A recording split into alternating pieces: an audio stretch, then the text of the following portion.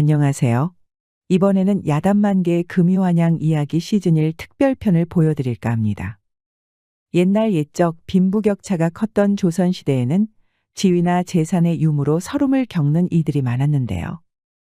허나 그 중에는 본인의 노력과 의지로 떨쳐 일어나 몰라볼 만큼 성공한 사람들도 있었답니다. 이들의 기상천외한 재주와 꾀는 때로는 감동을, 때로는 무릎을 탁 치는 재미를 선사하는데요. 그럼 이제부터 역경을 이겨내고 큰 성공을 거둔 사람들의 재미난 야담을 시작하겠습니다. 조선시대 어느 산골 마을에 박첨지라는 양반이 살았습니다. 박첨지는 가난했지만 아내와 오순도순 행복하게 살고 있었지요. 걱정거리가 있다면 50이 되도록 아이가 없다는 것이었습니다. 천지신명이시오. 부디 아이 하나만 점지해 주십시오. 그리하여 매일같이 정한수를 떠다가 기도를 올렸지요. 그러던 어느 날 마침내 사내아이를 얻게 되었답니다. 박첨지는 기뻐서 덩실덩실 춤을 추었지요. 허나 호사다마라고 했지요. 태어난 아기가 열병에 걸리고 말았답니다. 갖은 수를 써도 아이의 열이 떨어지지 않자 박첨지 부부는 통곡을 했지요. 지나가던 과객인데 무슨 일로 그리 슬피 우는가? 수염이 허연 도사가 집 앞을 지나다 우연히 박첨지 부부의 울음을 듣게 되었지요. 도사는 자기를 필관도인이라고 소개했습니다. 필관도인은 그러더니 침과 뜸을 놓으며 하룻밤 꼬박 아이를 돌보았답니다. 이튿날이 되자 아이의 열이 감쪽같이 내리는 것이었습니다. 도사님 정말 고맙습니다. 이 은혜를 어찌 갚아야 할지. 좋아할 것 없네. 아이를 살리느라 그만 미래의 운을 끌어다 쓰고 말았다네. 네, 그게 무슨 말씀입니까? 이 아이는 이제 3가지 아군을 얻게 되었네. 그건 바로 거지가 될 운, 칼 맞을 운, 그리고 영모에 휘말릴 운이야. 하나같이 흉흉한 운이라네. 그 말에 박첨지는 필관도인의 바짓가랑이를 붙잡고 애걸복걸했답니다. 방법이 없겠습니까, 도사님? 제발 부탁입니다. 아이의 이름은 지으셨나? 아직입니다, 도사님. 그럼 이름을 시완이라고 짓게. 근심 걱정을 미리 본다는 뜻이야. 그리고 앞으로 많은 사람들을 도우라고 하게. 혹 누가 아는가? 은혜가 돌아올지. 필관도인은 그렇게 말하고는 홀연히 사라지는 것이었습니다. 박첨지는 으스스했지만 일단 아이가 살았으니 안심했답니다. 이후로 박첨지 부부는 시완이를 정성으로 키웠습니다. 시완이는 무럭무럭 자라서 무척 침착하고 똘똘한 아이가 되었답니다. 그러던 어느 날이었습니다. 하루는 시완이가 물놀이를 하는데 웬 소녀가 떠내려 오는 것이 아니겠습니까? 괜찮아? 정신 차려. 시완이는 집으로 아이를 데려갔지요. 시완이의 아버지 박첨지는 필관도인의 충고도 있고 해서 소녀를 잘 돌봐주었지요. 물을 많이 먹어서 약해진 것 같구나. 따뜻하게 해주면 기운을 차릴 게다. 그렇게 소녀는 시완이 가족의 정성어린 간호로 정신을 차렸답니다. 소녀는 소아라는 이름이었는데 매우 똘망똘망하고 귀여운 소녀였죠. 소아와 시완이는 금세 둘도 없는 친구가 되었답니다. 며칠 후 소녀의 가족이란 사람들이 마을에 왔지요. 헌데 이 사람들 하나같이 험상궂고 허리에는 칼을 차고 있는 것이었죠. 저 사람들 검기잖아. 그 칼잡이들 말이야. 아니, 저 흉흉한 자들이 어째서 이 마을에 왔지? 검계는 혼자서 병사 열을 당한다는 기막힌 검술사들이었죠. 허나 여러 차례 사고를 저지르면서 조정에 쫓기고 있었답니다. 여기 소환하는 여자아이가 있지 않나? 있다면 돌려주게. 알고 보니 소아는 검계의 여식이었던 것입니다. 검계는 기뻐하면서 소아를 데려갔지요. 그런데 문제는 그 다음이었습니다. 포졸들이 몰려와서 동네 사람들을 핍박하는 것이었죠. 이놈들, 혹시라도 검계와 내통한 자들이 있느냐? 있으면 아주 횡액을 당할 줄 알아라. 신나게 사람들을 괴롭힌 포졸들은 단단히 으름장을 놓고 갔습니다. 문제는 그 다음이었죠. 마을이 풍비박산 날 뻔했는데 고개를 빳빳이 들고 다니네 아직도. 이게 다 저 박첨진애가 그 아이를 받아줘서 그래? 몰락 양반도 양반이다 이거지? 마을 사람들은 박첨진애에게 화살을 돌렸답니다. 그렇게 온 마을 사람들이 따돌리니 살기가 너무나도 어려웠지요. 그리하여 시완이의 가족은 마을에서 쫓겨나고 말았답니다. 할 수 없구려. 우리가 마을에서 나갑시다. 그리하여 쫓겨난 시완이 가족은 정처 없이 들판을 떠돌았지요. 굶주린 박첨지 가족은 잡초를 뜯고 소나무 껍질을 벗겨 먹는 등 살기 위해 닥치는 대로 먹었답니다. 시환아, 우리가 아무리 빈궁해도 양반의 후손이다. 초군 목피로 끼니를 때우더라도 결코 글 공부를 게을리해서는 아니 되느니라. 알겠느냐? 예, 아버지, 명심하겠습니다. 똑똑한 시완이는 그 뜻을 알고 공부를 열심히 하였지요. 그렇게 8년이 흘렀습니다. 시완이는 어느새 18세가 되었지요. 시완이는 어느새 훌륭한 청년 선비가 되었습니다. 그러나 박선비 부부는 차례로 노안으로 세상을 뜨고 말았지요. 아버님, 어머님, 편히 가십시오. 소자는 이제 팔도를 주유하며 견문을 넓히고자 합니다. 시완이는 조선의 도성 한양으로 향했습니다. 생전 처음 한양에 오게 된 시완이는 눈이 휘둥그레졌답니다. 수많은 사람들의 신기한 물건들, 거기다 고래등 같은 기와집은 하나같이 신기하기만 했죠. 그렇게 정처 없이 걷던 시완이는 어느 커다란 기와집 앞에 멈춰섰습니다. 집 처마 끝에 앉은 빨간 새가 어째 꿈에서 본 불새와 똑 닮았기 때문이었지요. 애 아무도 없습니까? 지나가던 과객이온데 하룻밤 묵어 갔으면 합니다. 문이 빼꼼히 열리더니 한 여인이 나타났습니다. 여인은 무척이나 아름다웠지만 눈밑이 시커멓고 콜록콜록 기침을 하는 것이 병색이 완연해 보였지요. 들어오십시오. 허나 우리 집은 저 혼자뿐이라 제대로 된 대접이 어려울 것 같습니다. 아닙니다. 재워주시는 것만으로도 감사할 따름입니다. 이제 보니 이 커다란 집에는 병든 과부 혼자 살고 있었답니다. 허나 과부의 태도가 단아하고 기품이 있는 것이 보통 집안이 아닌 것 같았습니다. 아무래도 예사분이 아닌 것 같은데 감히 연유를 여쭤봐도 되겠습니까? 이 집안은 원래 이조판서 정료방 대감의 집입니다. 그리고 저는 막내딸 선이라 합니다. 허나 돌림병이 도는 바람에 집안 식구들이 모두 불귀에 객이되고 말았다는 것이었죠. 선이 과부도 그때 서방을 잃고 본인도 병마에 시달리고 있었습니다. 그런데 선이는 기침을 하면서도 힘들게 밥을 지어 시완을 대접하는 것이었습니다. 참으로 상냥한 마음씨의 시완이는 울컥했답니다. 참으로 마음씨가 고운 여인이로구나. 어쩌면 불새가 날 이끈 것이 이 과부를 도우려는 뜻이렸다. 시완이는 그날 밤 선이의 집에서 잠을 청했습니다. 그런데 꿈에서 웬 새빨간 새가 나타나는 것이었죠. 불새는 입에 먼 열매 같은 것을 물고 있었는데 마당 한켠에 그 열매를 떨구고 사라지는 것이었습니다. 다음 날 시완이는 열매가 떨어진 곳을 파보았지요. 아니, 이건 하수오가 아닌가? 그런데 이렇게 크다니.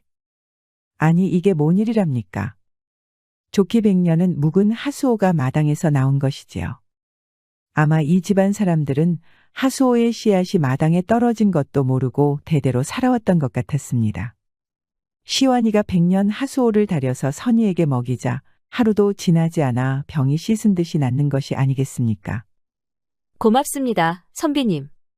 선비님 덕분에 무슨 짓을 해도 낫지 않던 병이 말끔히 사라졌습니다. 아닙니다. 100년 하수오는 처음부터 부인을 낫게 해줄 운명이었던 것 같습니다. 선이 과부는 시완이의 호의에 감동해 손을 맞잡았지요. 그제야 시완이는 선이의 얼굴을 마주 보았습니다. 병이 나은 선이는 그야말로 천하절색이었지요. 선비님, 처음 볼 때부터 어째 선비님께 마음이 계속 끌렸습니다. 저도 그러했습니다. 생전 처음 보는 제게 이런 친절을 베푸신 분은 부인이 처음입니다. 마음이 통한 것일까요? 선희는 갑작스레 시완이에게 입을 맞추었답니다. 시완이도 얼른 과부를 품에 안았지요. 선희도 사내의 품속에서 오래간만에 가슴속이 짜르르 하는 것이었습니다. 누가 먼저랄 것도 없이 둘은 하나가 되었지요. 그렇게 시완이와 선희는 함께 밤하늘의 별을 보았답니다. 그날 밤 꿈에 또다시 붉은 새가 나타났습니다. 이번에 새는 발톱에 웬 동전을 쥐고 있었답니다. 불새는 시완이를 한번 쳐다보고는 그 동전을 웬 깨진 그릇에 떨구고 가는 것이었지요. 다음 날 시완이가 떠나려는데 선희 과부가 멈춰 세우는 것이었습니다. 선비님, 이것을 가져가시지요. 선희가 내민 것은 아주 두둑한 돈주머니였답니다. 너무나도 큰 돈이라 거절을 했지만 받아달라며 성화를 부리는 것이었죠. 하는 수 없이 시완이는 돈을 받아들었답니다. 그렇게 길을 걸어가는데 어느새 저작거리가 나왔지요. 그런데 이게 뭔 일이랍니까? 볼거리에 정신이 팔린 시완이가 그만 거지에 동양 그릇을 발로 차고 말았던 것이지요. 그 바람에 거지의 엽전들이 모조리 길바닥에 쏟아진 것이 아니겠습니까? 아이고, 내 전재산이. 하늘도 무심하시지. 나는 도대체 어떻게 살라고 이러는 게요. 사람들이 거지에 돈을 주어가니 거지는 대성통곡을 하는 것이었죠. 헌데 시완이는 거지가 쥔 그릇을 보니 눈이 번쩍 뜨이는 것이었습니다. 어제 꿈에서 본 바로 그 깨진 그릇이었으니까요. 미안하오, 내 갚아주리다. 자, 이 돈을 받으시오. 시완이는 과부가 준 돈주머니를 몽땅 거지에게 주었지요. 거지는 눈물을 닦고 돈주머니를 열어보더니 이번엔 더 크게 우는 것이었습니다. 아니, 왜 그러시오? 혹시 돈이 모자라서 그러시오? 그럴 리가 있겠습니까요? 너무 고맙고 황송해서 그렇습니다요. 그러면서 하는 말이 자기는 원래 한양 땅에서도 알아주는 갑부였다는 것이었지요. 그런데 풍랑으로 전 재산을 잃어 이렇게 빌어먹는 처지가 되었다는 것이었습니다. 해서 거지는 시완이가 준 돈을 미천 삼아 꼭 다시 일어나겠다고 다짐을 하였지요. 선비님, 제가 선비님의 은혜를 100배, 1000배로 갚고야 말겠습니다요. 괜찮으니까 몸이나 잘 챙기도록 하시오. 시완이는 이후로도 한양 이곳저곳을 돌아다녔답니다. 그렇게 한양 구경을 마치자 어느새 밤이 되었습니다. 허나 가진 돈을 몽땅 거지에게 털어준 탓에 숙소를 잡을 수 없었지요. 에라이, 내가 언제부터 좋은 곳에서 잤다고. 아무데나 누우면 되는 법이지. 하늘이 이불이고 땅이 베개로다. 해서 시완이는 인근 처마 밑에 퍼질러 앉아 잠을 청했답니다. 날씨도 따뜻해서 딱 잠자기 좋았지요. 그렇게 코를 골고 자고 있는데 벼랑간 선선한 바람이 부는 것이었죠. 눈을 뜨자 웬 새파란 뱀 한 마리가 눈앞에서 혀를 낼름거리는 것이 아니겠습니까? 응? 웬 뱀새끼가 한양 복판에 있느냐?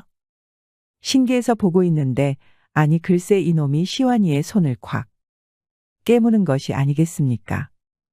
시완이는 너무 놀라고 아파서 그만 꿈에서 깨고 말았답니다. 허참, 이건 또 무슨 꿈이란 말이냐? 참으로 해괴하구나. 그런데 그때 골목 저편에서 뭔가 쇠조각깔이 부딪히는 소리가 들려오는 것이었죠. 시완이가 가보니 골목길 안에서는 복면 쓴 칼잡이들끼리 무서운 싸움이 벌어지고 있었습니다. 헌데 비겁하게도 칼잡이 하나를 셋이서 한꺼번에 공격을 해대는 것이 아니겠습니까? 외톨이 칼잡이는 3명의 협공에 그만 다리에 상처를 입었답니다. 외톨이가 쓰러지자 시완이는 열이 확 받았지요. 그 꼴을 보니 왠지 옛날 마을에서 사람들에게 쫓겨난 생각이 떠올랐기 때문이었습니다. 웬 놈들이냐? 여기 포졸이 간다. 꼼짝 말고 계속 거라. 시완이의 외침에 새 칼잡이는 순식간에 달아나 버렸지요. 외톨이 칼잡이는 그제야 상처를 부여지고 주저앉았답니다. 시완이는 재빨리 부축을 했지요. 괜찮소? 상처가 심하오. 다리에 상처를 싸매는데 왠지 말캉말캉한 것이 아무래도 여인의 살결이었습니다. 조심스레 복면을 벗기니 아주 아리따운 처녀가 나타났지요. 감사드립니다. 저는 검계의 여식 도하라 하옵니다. 도하라. 신기한 이름이군요. 나는 시완이라고 하오. 처녀는 시완이라는 이름을 듣자 눈이 휘둥그레졌지요. 시완아, 나 모르겠어? 나 소아야. 이번엔 시완이의 눈이 커질 차례였지요. 이렇게 다시 보니 어릴 적 그 귀여운 소아가 분명했답니다. 소아야, 대체 어쩌다가 칼잡이가 된 거야? 우리 집은 검계 가문이잖아. 집안 사람들이 죄다 칼잡이니까 나도 칼을 잡았지 뭐. 도하는 소아의 가명이었지요. 소아와 시완이는 밀린 이야기로 꽃을 피웠답니다. 시완이 가족이 들판에서 고초를 겪을 때는 소아의 눈에도 눈물이 어렸답니다. 한편 소아가 검계에 들어가 칼을 휘두르는 대목에서는 시완이도 저절로 주먹을 불끈 쥐었지요. 둘은 마치 어린 시절로 돌아간 느낌이었지요. 즐거웠다, 시완아. 우리 마치 산골 마을에 있었던 그때가 생각나는 것 같아. 그러게. 그때는 아무 걱정도 없었는데 말이지. 그나저나 한양에서 칼싸움이라니 무슨 일이야? 그게 말이지. 조만간 한양에서 큰 싸움이 일어날지도 몰라.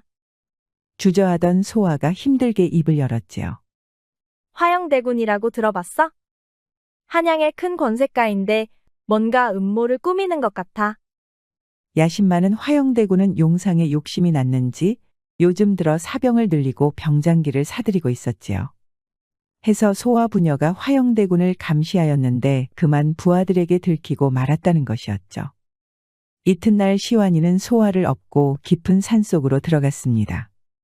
화영대군의 추적자들을 피하기 위해서였지요. 헌데 산길을 지날 무렵 칼잡이들이 가로막는 것이 아니겠습니까? 잘도 여기까지 도망쳤구나. 허나 여기가 니년의 무덤이다. 사형, 역적의 앞잡이 노릇을 하다니. 검계라는 이름이 아깝지도 않으세요? 아깝긴 뭐가 아깝느냐? 니년의 목을 쳐서 화양대군의 눈에 들어야겠다. 날이 시퍼런 칼을 빼든 칼잡이들은 순식간에 둘을 포위했답니다. 그때였습니다. 갑자기 어디선가 삐이하고 솔개 우는 소리가 들리더니 수염이 허연 노검객이 나타난 것이었죠. 노검객은 신들린 듯한 솜씨로 순식간에 자객들을 해치웠답니다. 소아야, 괜찮느냐? 아버지, 시완이 덕분에 살았어요. 시완이라면 그 옛날 마을에서 쫓겨났던 그 소년 아니냐. 신기한 인연이로구나. 노검객의 정체는 소아의 아버지 공노인이었답니다. 공노인은 소아와 시완이를 숲속 은신처로 데려갔지요. 검계는 이미 둘로 갈라졌다네. 화양대군의 편을 드는 다수의 무리와 나처럼 충성심을 잃지 않은 소수의 칼잡이들로 말이지. 다들 욕심에 눈이 어두웠던 게야. 공노인은 한숨을 쉬었지요. 소아는 공노인 손에 다시 치료를 받았습니다. 허나 상처가 너무 깊어 그만 절름발이가 되고 말았지요. 시완이는 소꿉친구인 소아가 절름거리는 모습을 보자 참을 수 없이 마음이 아팠답니다. 목숨을 건진 것만도 다행이다. 네, 아버지. 시완이 덕분이에요. 그래, 일단 오늘은 밤이 깊었으니 그만 잠자리에 들자꾸나. 뒷일은 내일 생각하도록 하고. 이튿날 아침 시완이는 기합 소리에 잠이 깼습니다. 나가보니 공노인이 혼자 건물을 수련하고 있는 것이 아니겠습니까? 수염이 휘날리고 칼이 번득이는 것이 그야말로 천하제일의 솜씨였죠. 가만히 지켜보던 시완이는 갑자기 공대인 앞에 무릎을 꿇었습니다. 어르신, 부디 제게도 검술을 가르쳐 주십시오. 아니, 자네 같은 선비가 검술은 배워서 뭘 하려고? 선비라도 제 몸 하나 지키는 능력은 있어야지요. 시절이 이리도 수상한데 어찌 책만 파고 있겠습니까? 시완이는 이번에 자객을 만났을 때 아무것도 못해본 것이 크게 후회되는 것이었습니다. 해서 공노인에게 검술을 배워 소아를 지켜주고 싶었지요. 처음에는 거절하려던 공노인은 시완이의 굳은 결의에 탐복하여 결국 검술을 가르쳐 주었답니다. 그 뒤로 시완이는 낮에는 공노인과 검술을 닦고 밤에는 밀려있던 글 공부를 다시 하였답니다. 시완이는 어느 것 하나 게을리하는 법이 없었지요. 그리하여 어느새 반년이 흐르자 시완이의 칼솜씨는 공노인에게도 인정받을 정도가 되었답니다. 이제야 좀 믿을만해졌군. 시완 선비도 이제 검계의 일원이라고 불릴만 하네. 안심이 되었는지 공노인은 요새 자주 산을 내려가는 것이었습니다. 아무래도 한양의 동태를 살피는 것 같았지요. 그날도 공노인이 한양으로 떠난 직후였습니다. 시완이가 잠들었을 때 꿈에서 또다시 파란 뱀이 나타났지요. 뱀은 어디선가 편지 한 통을 가져다 주고는 사라졌지요. 이게 무슨 편지야? 아니, 이건 살생부잖아. 이름 중에는 소와 부녀는 물론 화양대군에게 대항하는 사람들의 이름이 모두 적혀 있었지요. 시완이는 소름이 돋았죠. 이건 필시 화양대군의 살생부가 분명했습니다. 뱀아, 이게 어디서 났느냐? 어떻게 구했느냔 말이다. 시완이는 헛소리를 하다가 잠에서 깼습니다. 다음 날 공노인이 어두운 얼굴로 돌아와 있었답니다. 조정 대신들 중에 화영대군에게 포섭되지 않은 이가 거의 없네. 이를 여기까지 버렸으니 곧 움직일 것이 틀림없어. 움직인다면 설마? 그래, 화영대군은 궁궐을 치려는 것일세. 그러면 일단 몸을 피하심이 어떻습니까? 화양대군의 세력이 너무 강합니다. 허나 공노인은 고개를 저었습니다. 칼을 든 무사로서 어찌 적에게 달아날 수 있냐는 것이었죠. 공노인은 오히려 검과 갑옷으로 단단히 무장을 하고는 산을 내려가는 것이었습니다. 한양에 아직 동지들이 있네. 그들과 힘을 합쳐 화양대군을 막아야겠지. 어르신, 어찌 사지로 가십니까? 소아는 어쩌고요? 소아는 자네에게 부탁함세. 부디 잘 돌봐주게나? 소아가 절뚝이며 뒤를 따랐지만 공노인의 호통에 멈추고 말았습니다. 다리까지 저는 내가 무슨 생각이야? 너는 시완 선비와 함께 있거라. 그렇게 공노인이 횡하고 가버리고 나자 소아와 시완이 둘만 남았습니다. 그날부터 둘은 한양의 소식을 기다리면서 산속 생활을 시작했답니다. 소아야, 걱정이 많겠지만 지금은 차분히 아버님을 기다리도록 하자. 그래야지. 우리 아버지는 검계 최고수시니까 쉽게 당하지 않을 거야. 떠돌이 생활을 해본 시완이는 산속 생활에도 능숙했답니다. 시완이가 산을 돌아다니며 산채와 버섯을 따오는 동안 소아는 초막에서 집안일을 했지요. 날이 저물면 둘이 오붓하게 둘러앉아 저녁을 함께하니 마치 새 신랑, 새 신부 같았답니다. 그렇게 한 달을 같이 살다 보니 어느새 둘은 무척이나 가까워졌지요. 이거 봐. 개울가에 덩굴별꽃이 곱게 피었어. 그러게, 샛노란 것이 참으로 예쁘다. 소아의 다리가 많이 나아서 산속 계곡으로 소풍을 나왔지요. 둘은 계곡 물가에 앉아 노닥거렸답니다. 푸른 하늘의 맑은 계곡물 그리고 아름답게 피어난 꽃들을 보고 있노라니 이곳이 마치 천국 같았습니다. 시완이와 소아는 어렸을 적과 마찬가지로 깔깔 웃으며 즐거운 시간을 보냈지요. 날이 저물고 시완이는 소아를 부축해서 돌아왔답니다. 절뚝이던 소아가 기우뚱하면서 시완이에게 몸을 기댔지요. 그 바람에 향긋한 내음이 시완이의 코끝에 확 끼치는 것이었습니다. 시완이는 심장이 두근거렸답니다. 소아도 시완이와 몸을 맞댄 터라 가슴이 너무나도 콩닥거렸지요. 누가 먼저였을까요? 둘은 타오르는 저녁놀 아래에서 입을 맞추었답니다. 어두워진 다음에야 둘은 초막으로 돌아왔습니다. 초막에는 만신창이가 된 공노인이 있었지요. 어르신, 괜찮으십니까? 떠들지 말게. 소아도 옆에 있는가? 화양대군의 역모가 성공하여 천하가 뒤바뀌었다는 것이었죠. 아니 이게 뭔 일이랍니까? 시완이는 가슴이 쿵 내려앉는 것 같았습니다. 소아가 방에 들어오자 공노인은 힘들게 입을 열었습니다. 주상께서 승하하고 충신들도 모조리 죽음을 면치 못했네. 이제 화양대군의 세상일세. 큰일이군요. 일단 어르신 몸이 나으면 더 안전한 곳으로 피해야겠습니다. 아닐세. 난 이제 살 날이 얼마 남지 않았네. 난 신경 쓰지 말고 당장 달아나게나. 화양대군의 추격자들이 몰려온다는 것이었습니다.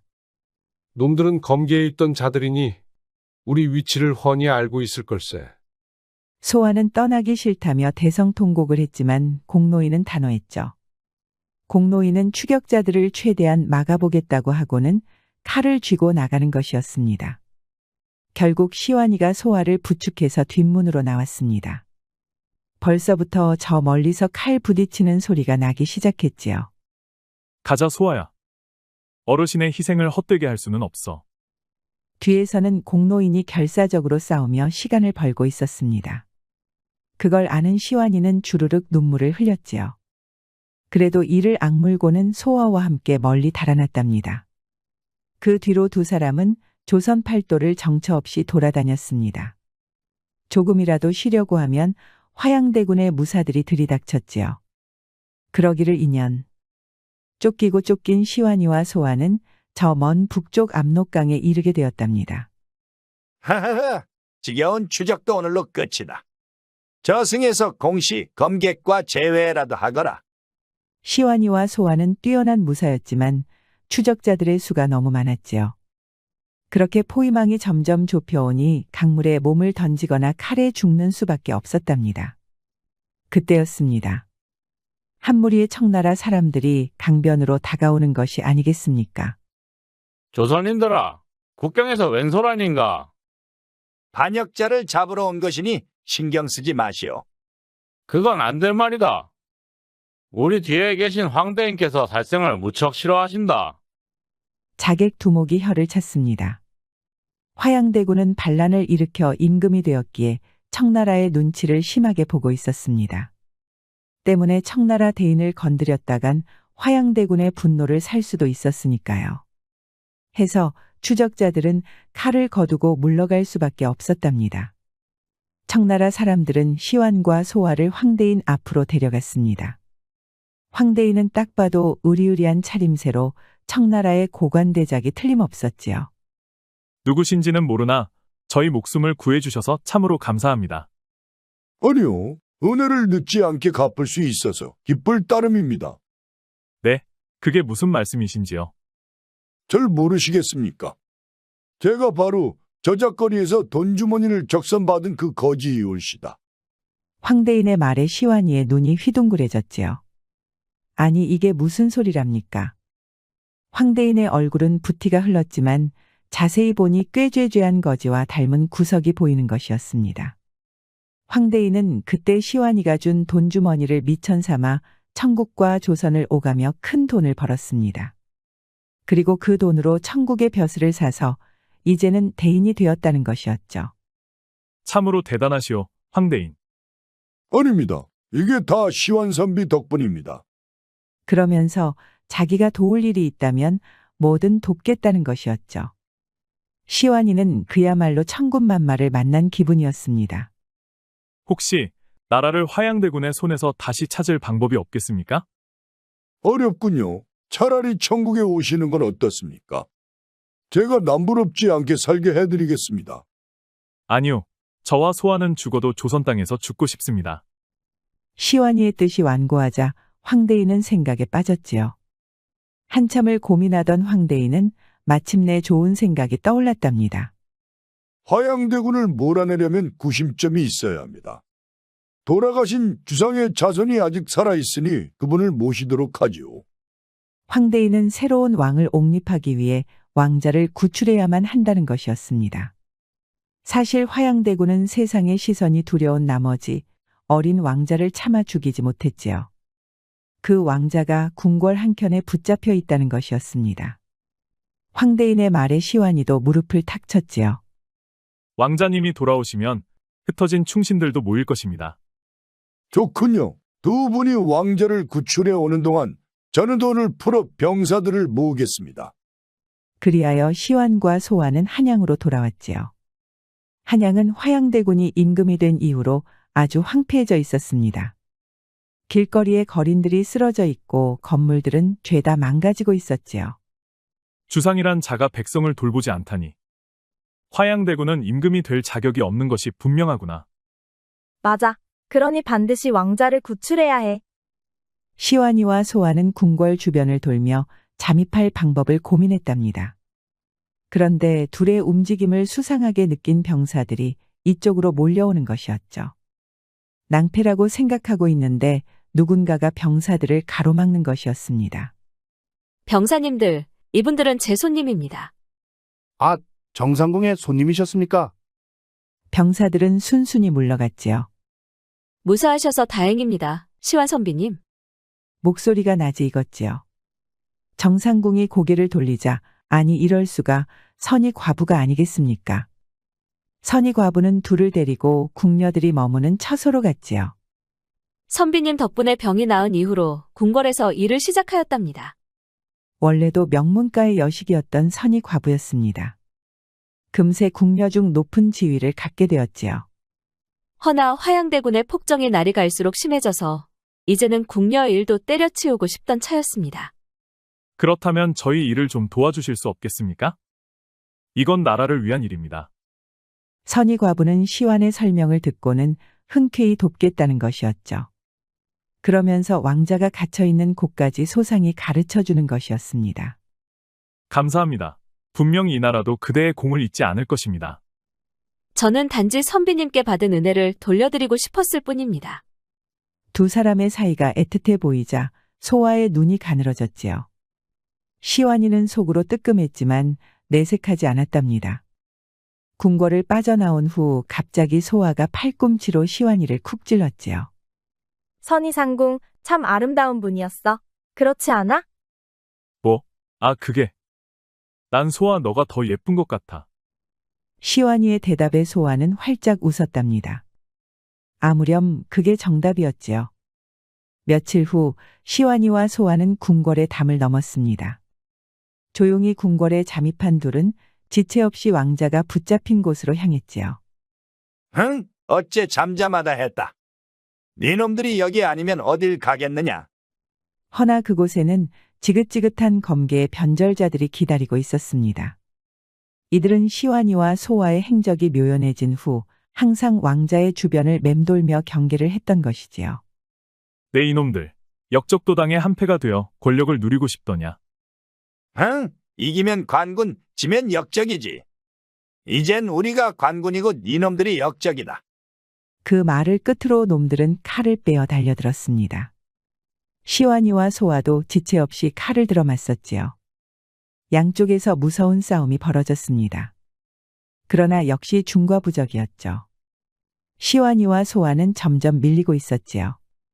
그때였습니다. 검계 중 몇 명이 갑자기 자기 편을 공격하는 것이 아니겠습니까? 니놈들은 뭐냐? 우리는 모두 공사부의 제자들이다. 지금까지 기회를 노리고 있었던 것이다. 아니, 니놈들이 저놈들도 쳐라. 허나 검술이 뛰어난 시완이와 소아가 힘을 보태자 역적들은 단숨에 무너졌지요. 그 틈을 타 시완이는 단숨에 안으로 뛰어들어갔답니다. 안에는 어린 왕자가 호롱불 아래에서 글을 읽고 있었답니다. 누구냐? 왕자 전하, 소임 박시환이라 하옵니다. 전하를 매시러 왔습니다. 삼촌 대군의 부하냐? 아닙니다. 화양대군의 부하가 절대 아닙니다. 저희는 전하를 옹립하여 참된 주상을 모시려는 자들이옵니다. 그제야 왕자는 주르륵 눈물을 흘렸지요. 삼촌인 화양대군에게 인질로 붙잡혀 죽지도 살지도 못하는 삶을 살던 왕자는 이제야 억누르고 있던 감정을 주체하지 못한 것이었습니다.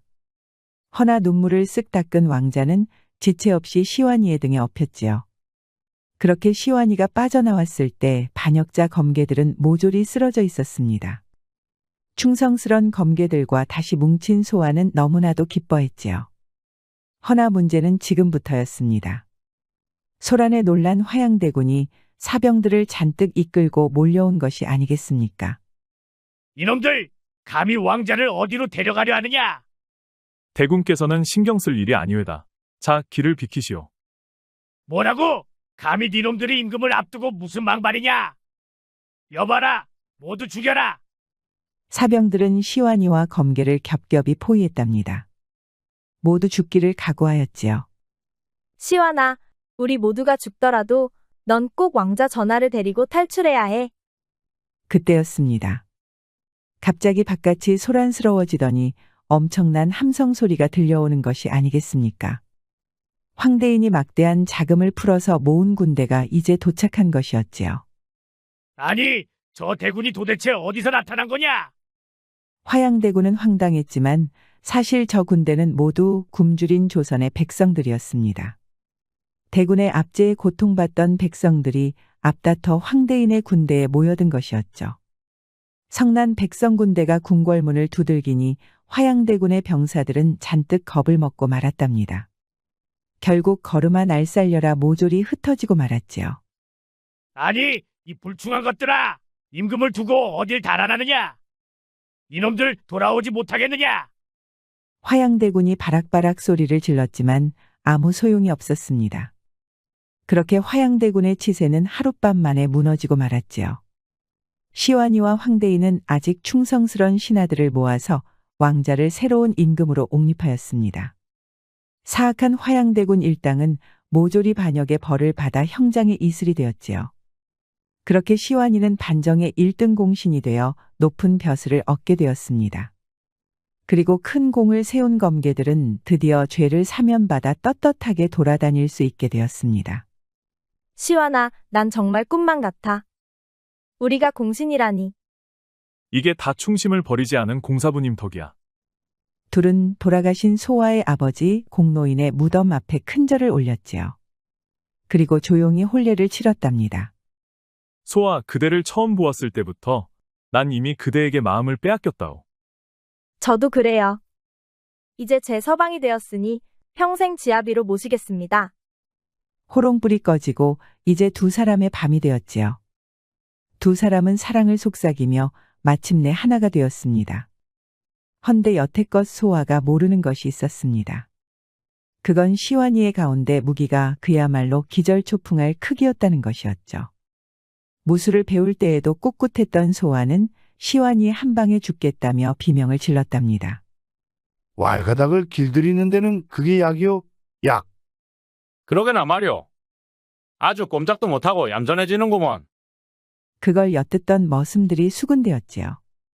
그러거나 말거나 시완이와 소아의 밤을 아주 길게 이어졌다고 합니다. 옛말에 지일동기라 하여 뜻이 한결같으면 하늘을 움직인다고 했지요. 시완이는 불운을 타고났지만 한마음으로 사람들을 도우니 운이 트였습니다. 우리도 이 마음가짐을 본받아 서로를 돕고 은혜를 베풀며 살아가야겠습니다.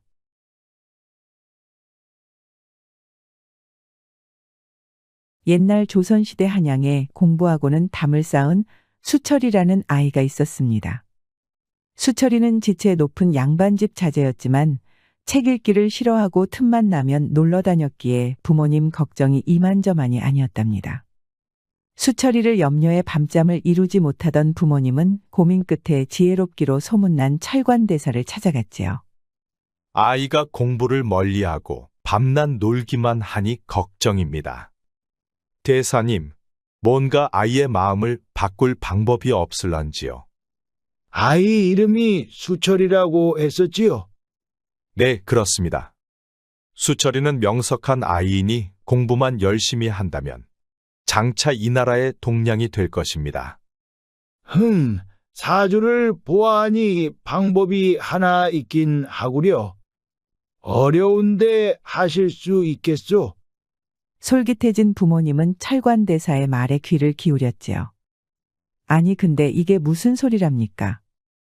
철관대사는 앞으로 7년간 수철이를 자기에게 맡기라는 것이었습니다. 자기에게 수철이를 맡기면 한양을 떠나 시골 암자에서 수철이에게 공부를 가르치겠다는 것이었죠. 부모님은 눈앞이 깜깜해졌죠. 물론 철관대사는 학식이 높기로 소문난 스님이었습니다. 양반집 자제의 스승으로 손색이 없었죠. 허나 귀여운 아이와 7년이나 떨어져 살아야 한다니요. 한참을 고민하던 부모님은 결국 수철이의 장래를 위해 철관대사의 제안을 수락하고 말았답니다. 대사님, 우리 수철이를 꼭 좀 부탁드립니다. 그리하여 수철이는 철관대사를 따라 깊은 산속 암자로 떠나게 되었습니다. 사람도 집도 넘쳐나던 한양을 떠나 숲속 절간으로 오게 된 수철이는 너무나 좋았습니다. 나무 사이에서 들리는 새소리와 졸졸 흐르는 시냇물, 파릇파릇한 풀잎 사이로 불어오는 바람이 모두 신기하기만 했지요. 금세 수철이는 산속을 쏘다니는 재미에 푹 빠졌지요. 그렇게 매일매일 신나게 놀던 수철이는 문득 궁금해졌답니다.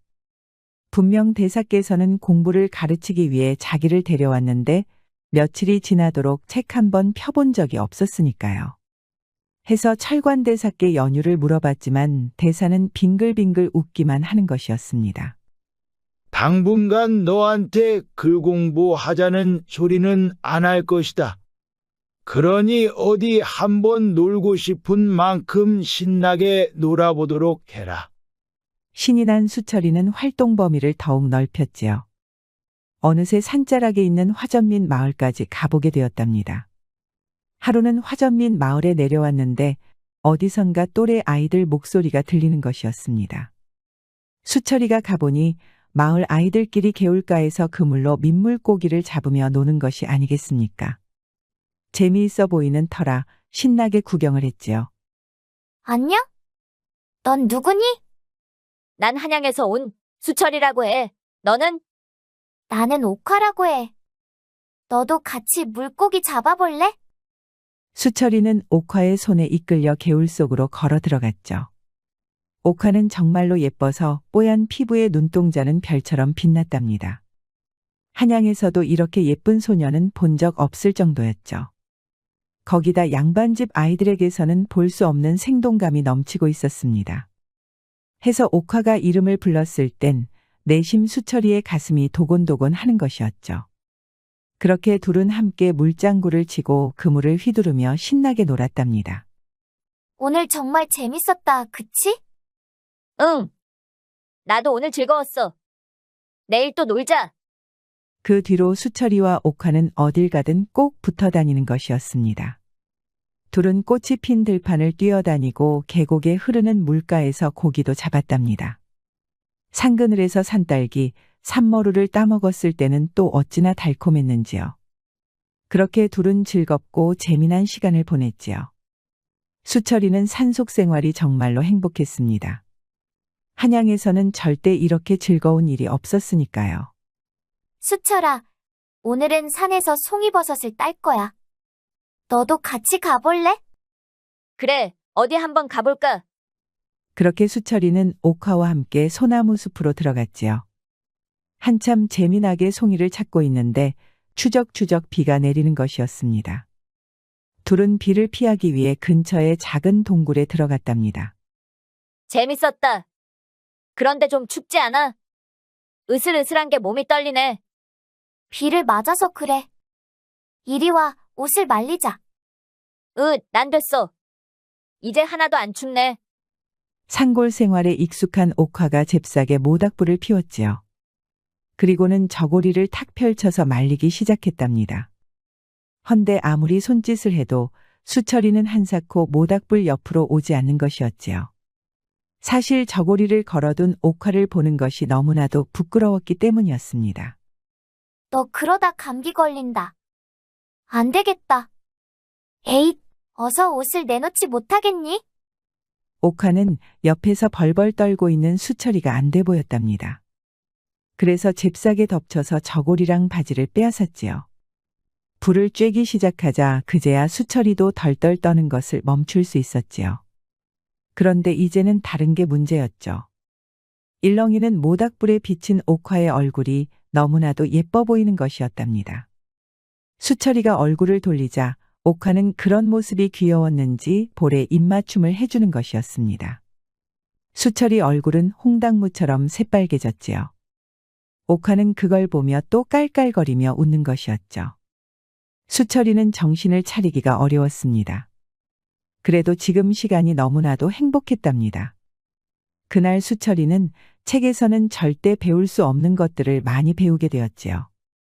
화전민 마을에서 돌아온 그날 밤 수철이는 심하게 앓았습니다. 온몸이 불덩이처럼 열이 오르고 식은땀을 줄줄 흘렸지요. 어찌나 몸이 아픈지 중얼중얼 헛소리까지 하는 것이었죠. 수철이가 아프다는 소식은 한양의 부모님께도 전해졌답니다. 깜짝 놀란 부모님은 불이 나게 암자까지 달려오셨지요.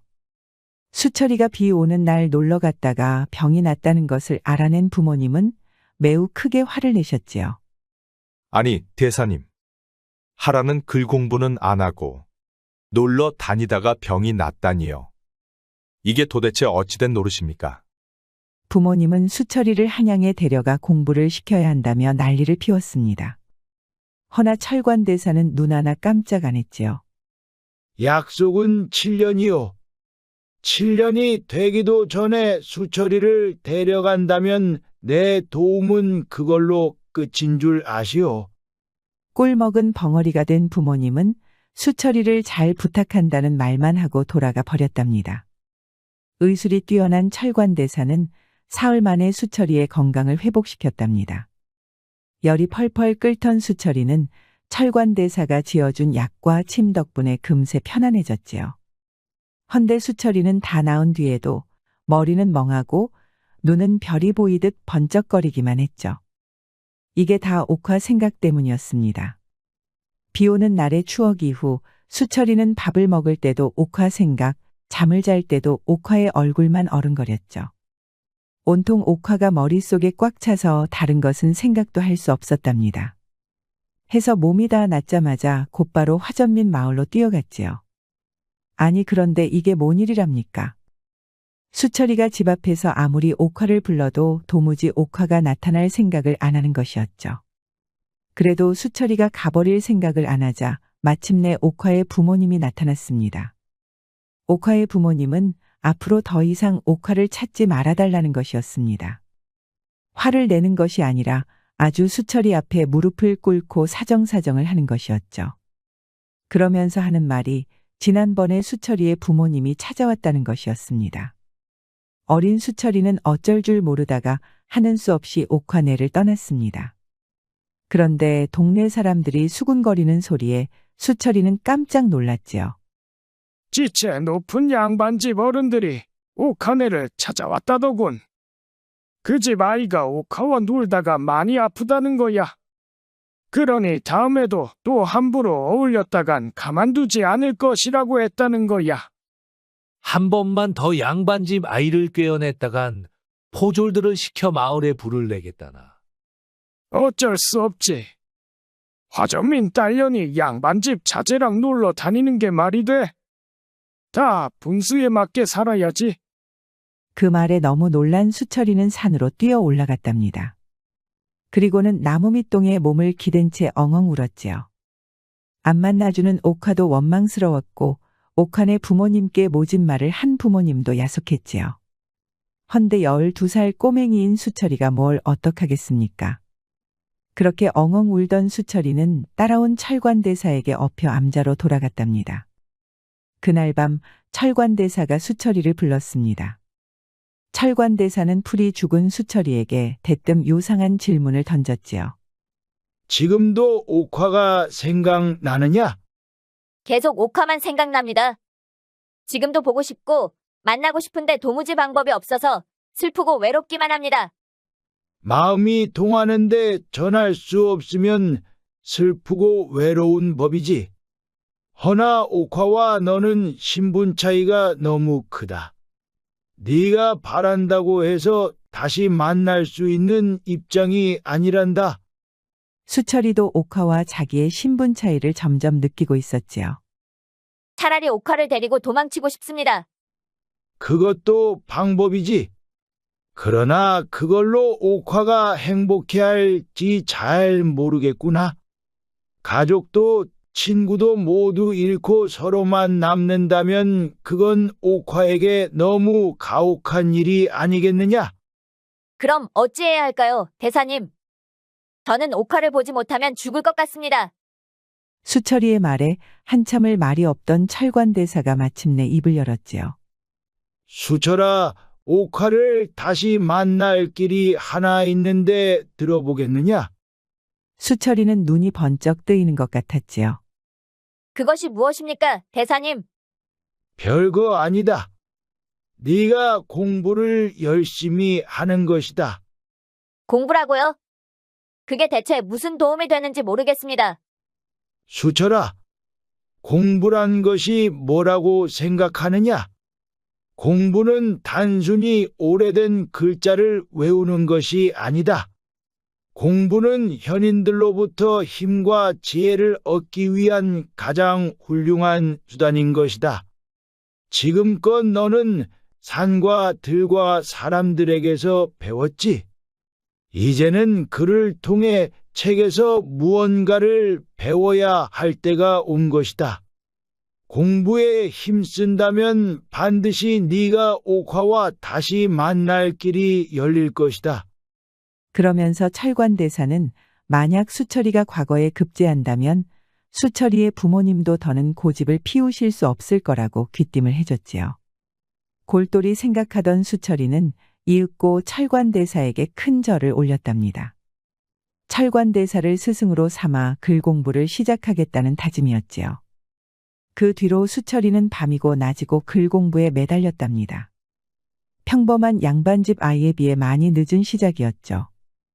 허나 수철이는 원래부터 머리가 좋아 순식간에 학문을 배울 수 있었습니다. 거기다 철관대사는 너무나 훌륭한 스승이었죠. 동서고금의 모든 학문에 능통한 대사는 수철이가 어떤 질문을 해도 척척 답을 해주는 것이었습니다. 그뿐인가요? 수철이가 드디어 공부를 시작했다는 소식에 부모님은 뛸 듯이 기뻐하며 책이고 문방사오를 부족함 없이 보내주었지요. 그리하여 수철이는 다른 유생들이 공부하는 것의 3배는 빠른 속도로 학문을 터득해 나갔답니다. 수철이가 철관대사에게 글 공부를 수학한 지도 어느덧 3년이 흘렀지요. 15이 된 수철이는 문득 옥화가 너무나 보고 싶었답니다. 책을 펼쳐도 자꾸만 옥화의 새하얀 얼굴이 떠오르는 것이었죠. 그래서 철관대사의 허락을 받아 암자를 내려갔답니다. 꿈에도 그리던 옥화의 얼굴을 보기 위해서였죠. 한달음에 화전민 마을로 달려간 수철이는 그만 깜짝 놀라고 말았답니다. 아니 이게 뭔 일이랍니까? 화전민 마을이 통째로 비어있는 것이 아니겠습니까? 나뭇가지와 풀잎으로 지은 집들이 죄다 허물어지고 숲을 태워 만든 밭에는 잡초가 우거져 있었습니다. 그야말로 인기척 하나 없었지요. 당황한 수철이는 지나가는 나무꾼들을 붙잡고 수소문을 했지요. 화전민 마을 사람들, 농사가 되지 않으니 죄다 흩어져 버렸구먼. 거 화전으로 일군 밭은 몇 년만 지나면 소출이 안 나오지. 해서 다들 마을을 버리고 다른 곳으로 간 모양이야. 화전민들은 이리저리 부평초처럼 옮겨 다니는 사람들이다 보니 아마 다른 곳으로 떠난 모양이었습니다. 하지만 수철이는 실망하지 않았지요. 내가 너무 늦게 찾아왔구나. 허나 방법은 있다. 패관들이 올린 장계를 살펴보면 화전민들이 어디로 갔는지 알 수 있으리라. 백성의 모든 것을 기록하는 패관들은 분명 화전민들에 대해서도 장계를 올릴 것이었습니다. 허나 패관의 장계는 오직 조정의 관리들만이 살펴볼 수 있었지요. 그리하여 수철이는 더욱 더 출세하겠다는 의지를 불태웠답니다. 암자로 돌아온 수철이는 그전보다 더욱 열심히 공부를 했답니다. 스승인 철관대사조차 혀를 내두를 정도로 수철이는 밤낮 없이 학문을 닦았지요. 하얀 눈이 온 산을 덮어도 비바람이 휘몰아쳐도 수철이의 손에는 언제나 책이 들려 있었습니다. 그렇게 다시 3년이 지나서 마침내 약속했던 7년을 꽉 채웠지요. 작은 기린아가 자라나 어엿한 옥기린이 되었구나. 이제 너는 가르쳐 줄 것이 없으니 산을 내려가도 좋다. 19이 된 수철이는 현명하고 학식이 깊은 선비가 되어 있었습니다. 스승님 감사합니다. 이게 다 스승님 덕분입니다. 아니 이게 어찌 내 덕이라 할 수 있느냐? 다 노력을 게을리 하지 않은 네 공이다.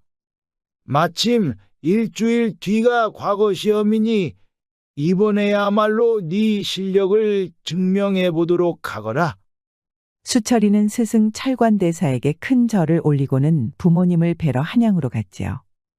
7년 만에 나타난 수철이 덕분에 집안은 난리가 났습니다. 가장 기뻤던 것은 역시 부모님이었지요. 허나 부모님은 기쁨을 꼭 참고 수철이를 대면했답니다. 수철아, 선비란 자고로 어떤 포부를 품어야 하는지 말해보거라.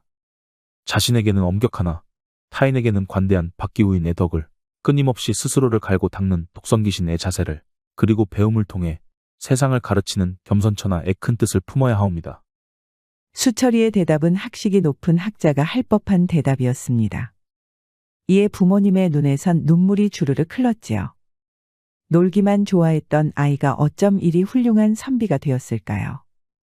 수철이의 성취가 고맙고 대견해서 부모님은 너무나도 기뻤답니다. 또한 철관대사의 신통함에 놀랄 따름이었습니다.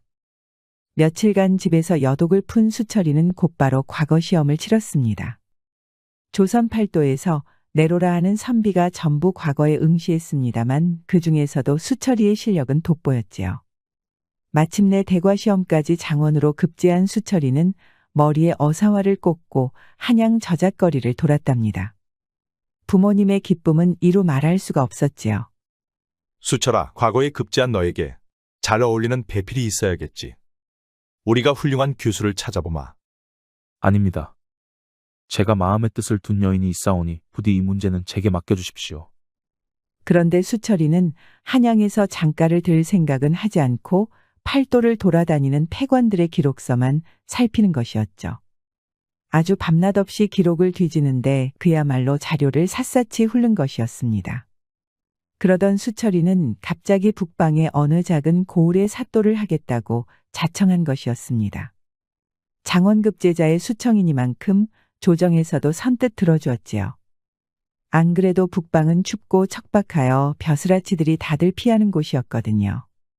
한양 땅에도 좋은 자리가 많은데 왜 하필 거기로 가겠다는 것이냐. 그러지 말고 내게 맡기거라. 주상께 말씀드려 더 좋은 자리를 알아보도록 하마. 아닙니다. 이 자리는 제가 자청한 자리이니 부디 아버님께서도 허락해 주십시오. 이번에도 부모님은 수철이의 뜻을 꺾지 못했지요. 그리하여 수철이는 저 먼 부임지로 떠났답니다. 수철이가 북방에서도 척박한 가난하기로 이름난 고을이었습니다. 수령이 새로 내려오면 관아에서는 잔치를 하곤 했습니다만 여기는 원체 먹을 것이 없어 그럴 엄두도 내지 못했지요. 수철이가 고을에 도착해서 보니 백성들은 허름한 옷을 기워 입고 제대로 먹지를 못해 비실비실하고 있었습니다. 백성들은 듣거라. 하늘에 받은 목숨 가난하고 비참하게 살아서 되겠느냐? 이 사또도 힘을 합칠 터이니 이제부터 잘 살아보도록 노력해보자꾸나. 사또 수철이는 부임지에 도착한 그 이튿날부터 바로 행동에 들어갔지요. 척박한 땅에는 샘을 파고 먼 강가에서 물을 끌어오는 한편 밭과 논을 모조리 정비했답니다. 또한 조선 땅에 갓들어온 감자며 고구마 등 구황작물의 씨앗을 구하도록 했지요. 그뿐인가요?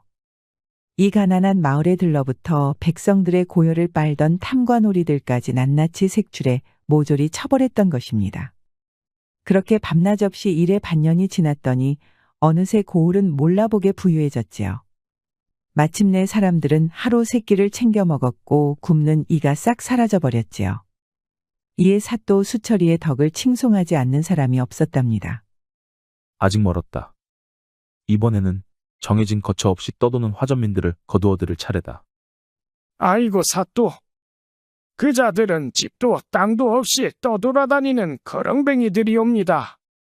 화전을 일구어 살다 먹을 것이 떨어지면 떠나는 자들인데 무슨 수로 다스리시렵니까?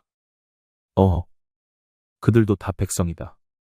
나라가 백성을 모른 채 해서 되겠느냐. 잔말 말고 데려오도록 하라. 이번에는 마을 뒷산에서 살아가는 화전민들을 데려오도록 했답니다. 포졸들이 화전민들을 몰고 오니 그 수가 수백이 넘었지요. 하나같이 꾀죄죄하고 얼굴에는 떼국물이 흘렀답니다. 수철이는 화전민들의 얼굴을 하나하나 살폈답니다. 그러자 젊은 여인들 중에 수철이가 잘 아는 얼굴이 보이는 것이었습니다. 옥하였지요. 수철이는 두 눈이 번쩍 뜨이는 것 같았지요. 기뻐서 덩실덩실 춤을 추고 싶었지만 꼭 참고 내색하지 않았답니다. 화전민들은 듣거라. 땅이 필요하면 땅을 주고 집이 필요하면 집을 주겠다. 그러니 더는 부평초처럼 떠돌지 말고 이제 그만 양민이 되어 살도록 하라. 사또는 들어주십시오. 우리는 버림받은 자들이옵니다. 우리도 조선 사람이건만 나라에서는 우리가 들판에서 죽든 말든 이제껏 나 몰라라 하였지요. 그런데 이제 와서 양민이 되어 살라니 그 말을 어찌 믿겠습니까? 핍박만 받아온 화전민들은 사또의 말을 믿지 못하겠다 아우성을 쳤지요. 곰곰이 생각하던 사또 수철이는 입을 열었습니다. 정 그렇다면 화전민 중에 처녀를 골라 사또가 직접 혼례를 치르겠다는 것이었습니다. 마침 내가 홀몸이니 처녀와 혼인을 해도 이치에 합당할 것이다. 자, 그렇게 한다면 모두들 내 말을 믿겠느냐? 수군거리던 화전민들은 일제히 큰 절을 올렸답니다. 아무렴 결혼은 일륜지대사인데 그렇게까지 한다는 사또를 어찌 믿지 않겠습니까? 화전민들은 이제야 훌륭한 사또가 왔다며 눈물을 흘리는 자들도 있었지요. 사또 수철이는 조정에 지체 없이 장계를 올렸습니다. 수백의 백성들을 맞아들이기 위해 화전민의 딸과 혼례를 치르게 해달라는 것이었죠. 조정은 깜짝 놀랐습니다만 곧장 수철이의 뜻을 허락했습니다. 아무렴 사또가 자청해서 화전민과 혼인을 한다니 이 얼마나 살신성인의 자세란 말입니까? 내막을 모르는 조정에서는 수철이의 희생이 갸륵하다며 크게 치하하는 것이었습니다. 물론 수철이네 집도 난리가 났지요. 허나 나라를 위해 이 한 몸 바치겠다는 수철이의 말에 부모님도 더 이상 아무 말도 못했답니다.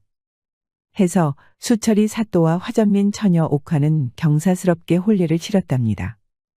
아무것도 모르는 옥화는 벌벌 떨렸지만 어쩌겠습니까? 이걸로 비참하게 살던 부모님과 마을 사람들이 잘 살게 된다는데 마다할 수가 없었지요. 해서 이 한 몸 희생하자는 생각에 눈 딱 감고 사또와의 혼례를 받아들인 것이었죠. 그래도 서글픈 마음을 어찌할 도리가 없었습니다. 그리하여 혼례가 진행되는 내내 옥화의 두 눈은 눈물로 젖었답니다. 자, 이제 고개를 들 거라. 알겠사옵니다, 사또. 어허. 이제 혼례를 치렀으니 사또라고 하지 말고 서방님이라고 부르도록 하라. 조촐하게 벌인 잔치가 끝나고 마침내 신방에는 사또와 옥화만 남았답니다. 옥화는 사또의 말에 마침내 고개를 들었지요. 자, 내 얼굴을 알아보겠느냐? 아니 이게 뭔 일이랍니까? 옥화는 두 눈이 휘둥그레해졌지요.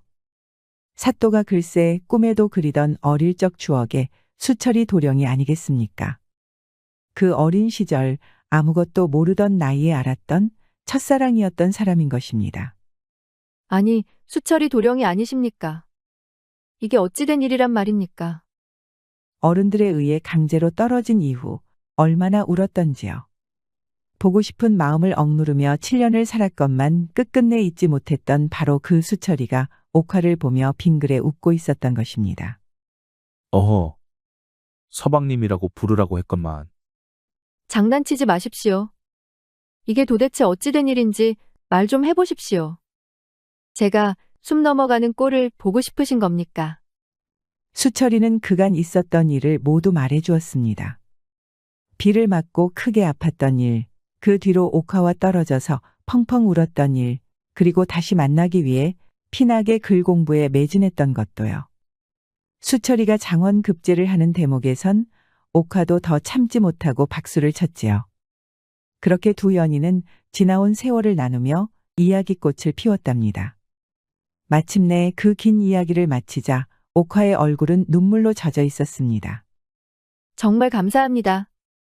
딱 한 번만 더 낭구님을 뵙게 해달라고 빌었는데 하늘이 제 소원을 들어주신 것 같습니다. 아니요. 내가 더 감사하오. 천지신명이여 감사합니다. 꿈에 그리던 옥화를 다시 만날 수 있어 더는 여한이 없습니다. 그렇게 둘은 얼싸안고 오래도록 재회의 기쁨을 누렸지요. 어디 그뿐입니까? 둘은 지난 세월 못 나눈 회포를 밤새도록 풀었답니다. 젊은 남녀의 마음이 통했고 이어서 몸도 하나가 되었지요. 그렇게 옥화는 단단한 사내 앞에 모든 것을 내려놓았지요. 보고 싶고 그리고도 보고 싶었던 몸이 하나가 되니 그 어찌 기쁘지 않겠습니까? 새빨간 구멍에서 폭포수가 터지고 두 사람은 밤새 황홀경을 맛보았답니다. 이후에도 수철이는 고을의 선정을 베풀어 온 백성의 칭송을 받았지요. 이에 상감께서는 수철이에게 더 높은 벼슬을 내려주었답니다. 마침내 한양으로 돌아온 수철이는 사랑하는 옥화의 내조에 힘입어 그 벼슬이 좌의정에 달했지요. 옥화도 지극정성으로 노력하여 마침내 자기를 못마땅하게 여기던 수철이의 부모님께서도 두 사람의 결혼을 축하해 주었답니다. 둘은 백년애로하며 총명한 자식들도 많이 얻고 행복하게 살았다고 합니다. 한편 철관대사는 스승으로서 오래도록 수철이를 음으로 양으로 도왔다고 하니 그 신통함이 이를 데 없는 것 같습니다. 만약 수철이가 어린 시절처럼 노력을 등한시하고 하고 싶은 대로 하며 살았다면 과연 옥화를 다시 만날 수 있었을까요? 옛말에 이르길 하늘의 그물은 엉성하나 이를 벗어나는 이는 없다고 하였지요. 이 말처럼 수철이는 7년이란 세월을 기다린 끝에 마침내 사랑하는 옥화와 맺어졌습니다.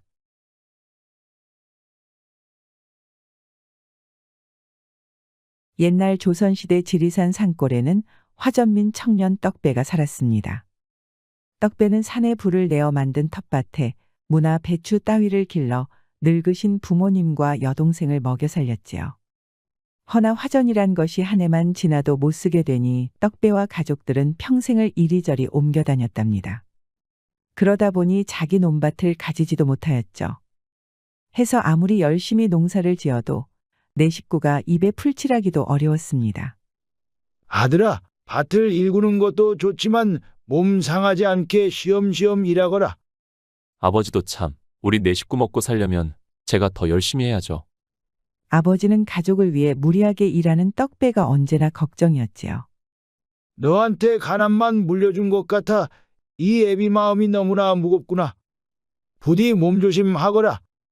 아니에요. 이렇게 일하다 보면 언젠가 벼뜰 날이 오겠죠. 그러던 어느 날 그만 아버지가 돌림병에 걸리고 말았습니다. 평생 산을 떠돌다 몸져 누운 아버지를 보니 떡배의 마음이 찢어지는 것 같았지요. 원체 집안 살림이 어려운지라 변변한 약 한 첩 쓰는 게 어려웠습니다. 그렇게 떡배의 가족은 시름시름 앓는 아버지를 보며 가슴앓이만 하였답니다. 결국 아버지는 병석에 누운 지 한 달도 못 되어 그만 숨을 거두고 말았지요. 떡배는 남은 가족들과 부둥켜 안고 집안이 떠나가라 통곡을 하였습니다. 궁핍하기 짝이 없는 집안이라 장례식도 변변하게 할 수 없었지요.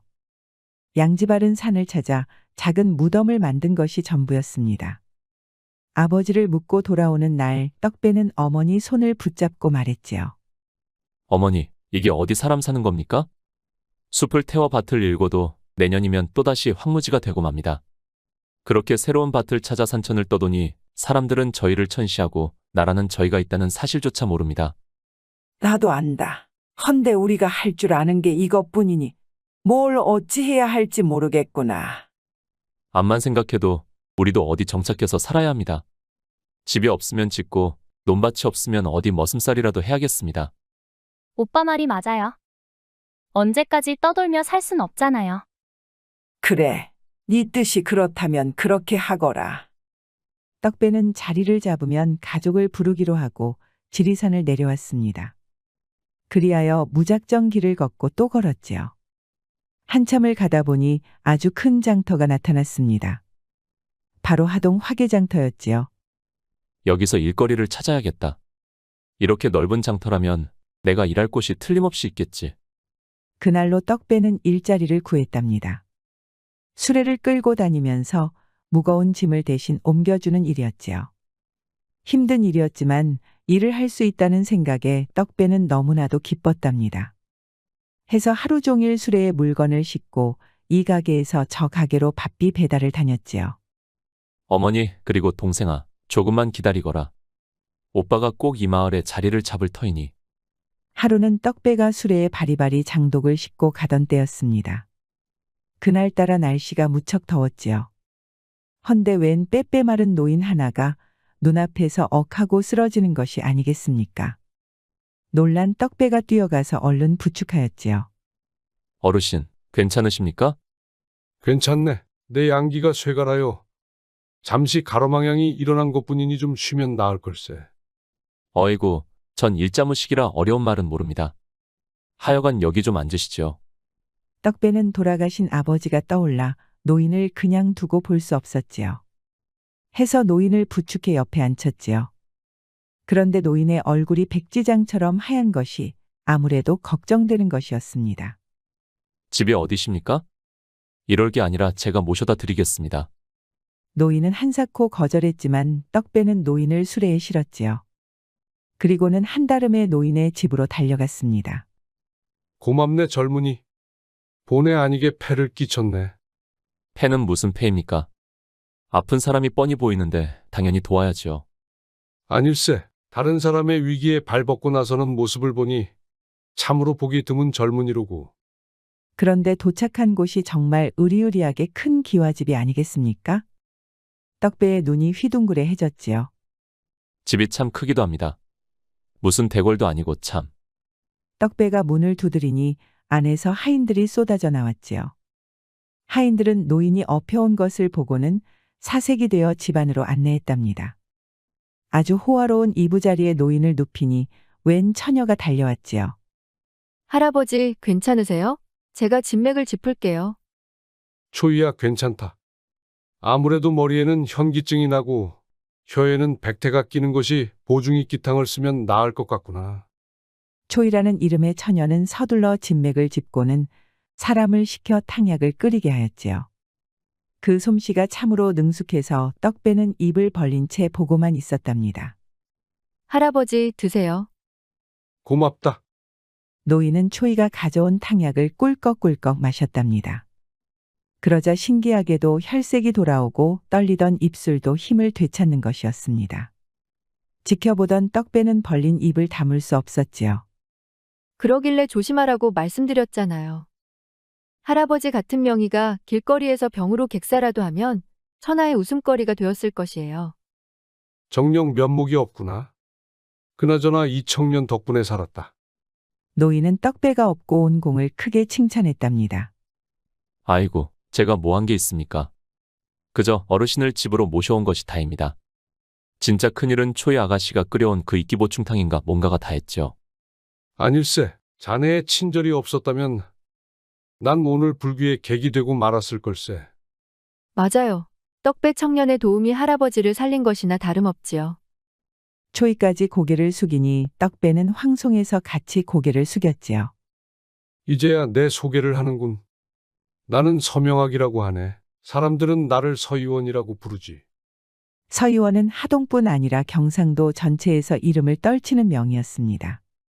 오죽하면 죽은 사람도 살린다는 소문이 났지요. 덕분에 진찰을 받기 위해 아주 먼 곳에서도 사람이 몰려오는 것이었습니다.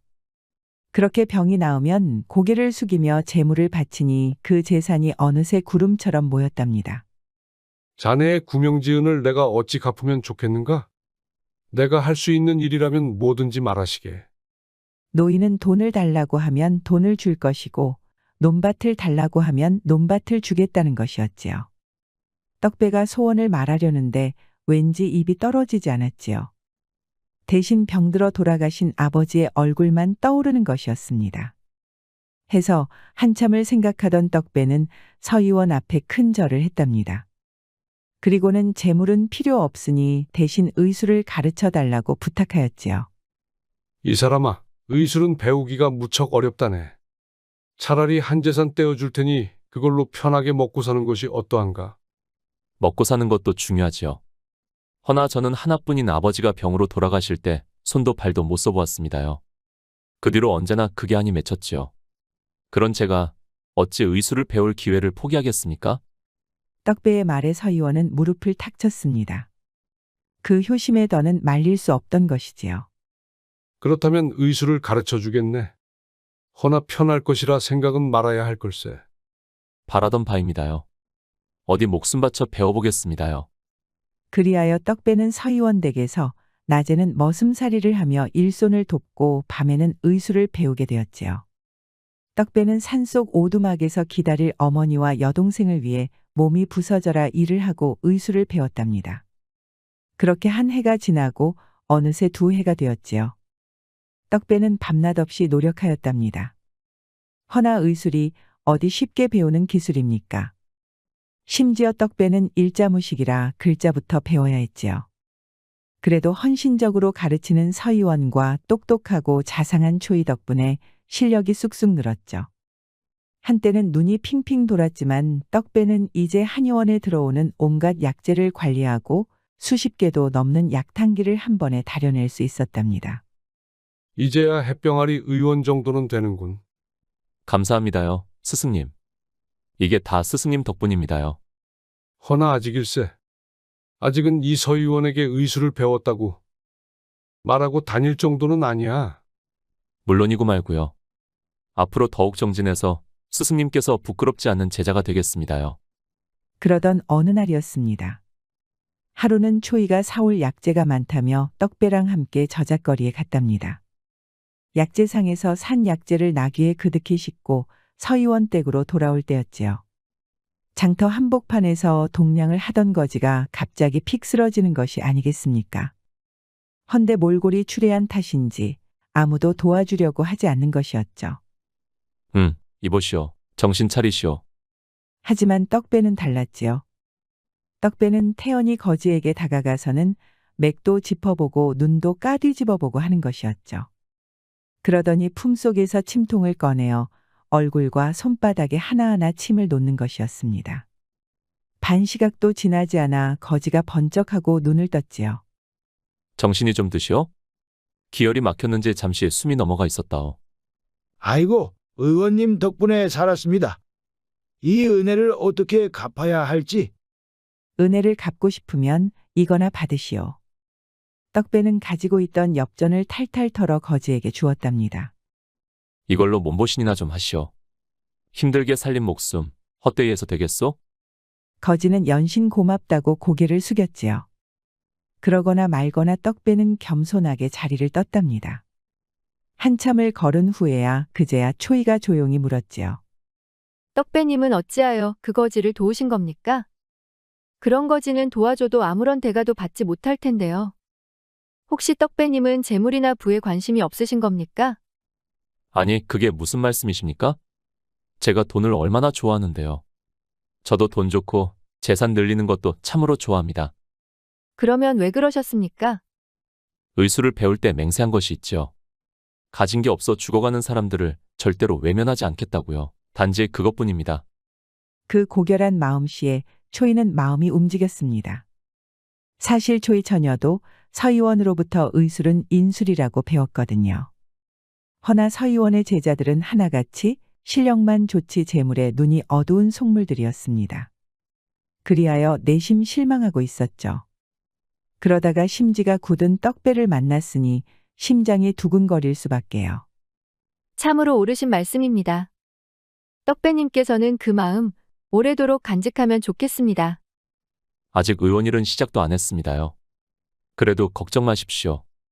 이 조선의 아픈 사람들이 다 사라지기 전에는 끄덕없습니다. 그 뒤로 초이는 자주 떡배와 함께 외출을 하였습니다. 약재를 사러 저작거리에 갈 때는 물론이고 공부를 하다 지치면 바람을 쐬자면서 함께 나가곤 하였지요. 둘은 맑은 물이 흐르는 새검정 계곡도 가보고 들꽃이 핀 뚝섬 살고지벌에도 갔답니다. 그러다 보니 점점 더 친밀한 사이가 되는 것이었습니다. 떡배님, 이 꽃 좀 보세요. 너무 예쁘죠? 벌써 들국화가 피었구려. 가을이 성큼 다가온 것 같소이다. 떡배도 초이가 너무나도 좋았지요. 아름답고 현숙하며 거기다 마음 씀씀이까지 자상한 초이를 어찌 싫어할 수 있겠습니까? 생각 같아서는 금방이라도 초이에게 마음을 고백하고 싶었답니다. 그러나 초이는 스승의 외동딸인데다 신분 차이도 어마어마한 것이 문제였습니다. 해서 떡배는 초이에게 함께 해달라는 말을 도저히 할 수가 없었지요. 그러던 어느 날이었습니다. 이른 아침부터 서의원 댁에는 문 두드리는 소리가 요란했지요. 이리 오너라. 개 아무도 없느냐? 어서 이 문 열어라. 성질 사나운 목소리와 함께 눈초리가 아주 비열한 사내가 들어오는 것이었습니다. 서의원의 수제자인 조필수였지요. 조필수는 초이에게 청혼을 거절당하자 불이 나게 뛰어온 것이었죠. 조필수는 젊은 나이에 어이가 된 천재였지만 성질이 모질고 사나워 모두가 두려워했답니다. 초이 낭자는 어디 있느냐? 냉큼 데려오거라. 오자마자 서의원 댁 하인을 갈구는 것이 금방이라도 잡아먹을 기세였습니다. 그 서슬에 보다 못한 초이가 나섰지요. 조 의원님 아니십니까? 아침 대바람부터 이게 무슨 일입니까? 그거야 초이 네가 더 잘할 텐데. 감히 이 몸에 청혼을 거절하다니 도대체 무슨 생각이냐? 조필수는 불그락 푸르락 하는 얼굴로 버럭버럭 고함을 지르고 있었답니다. 부유한 양반집에서 태어나 평생을 오나오냐 커온 조필수였습니다. 거기다 의원으로서는 최고 지위인 어이까지 되었으니 어디 하늘 높은 줄을 알겠습니까? 해서 초이의 행동이 도무지 이해가 가지 않는 것이었습니다. 그거야 남녀 사이에 마음이 맞지 않으면 그럴 수도 있는 일 아니겠습니까? 조 의원께서는 너무 괴념치 마시고 저보다 나은 교수를 찾아보시는 게 좋을 듯 싶습니다. 그러자 조필수는 그 뱀 같은 눈으로 초이를 아래 위로 훑어보았지요. 초이는 그 눈초리가 너무 징그러워서 금방이라도 소름이 돋을 것 같았습니다. 초이를 할 듯이 바라보던 조필수는 아주 비열하게 웃었지요. 두고 보아라. 지금은 초이 네가 고집을 부리고 있지만 조만간 내 품에 안기게 될 것이다. 그렇게 엄포를 놓고는 횡하니 나가버렸지요. 조필수가 사라지자 그제야 초이는 한숨을 내쉬었습니다. 정말 한시도 같이 있기가 싫은 사람이었죠. 한참을 숨을 고르던 초이는 하인들을 시켜 바깥에 소금을 뿌리게 했답니다. 정말 다시는 보고 싶지 않은 얼굴이야. 그나저나 저 소인배가 원한을 품은 것 같으니 당분간 조심 또 조심을 해야겠어. 사려 깊은 초이는 그 이후로 외출을 삼가면서 행동거지에 신경을 썼지요. 사악한 조필수는 물론 조선 팔도의 의원들에게 큰 권력이 있는 조씨 일가가 어떻게 나올지 몰랐으니까요.